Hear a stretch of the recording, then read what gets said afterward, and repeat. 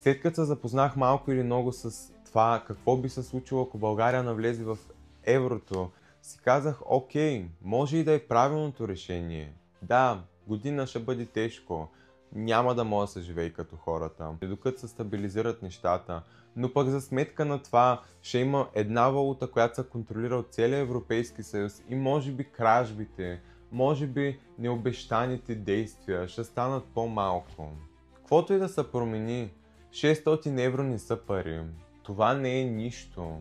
600 евро на мен в Австрия са ми 5 работни смени. Изобщо по никакъв начин не искам да сравнявам двете страни, но само набързо да кажа. Тук нямаш право да си вземеш апартамент, кола или нещо, което е по-скъпо и трябва да го изплащаш, ако не изкарваш повече от нужното. Никой няма да ти даде апартамент, който е примерно 800 евро, ако изкарваш 1200. Защо? Защото хората мислят.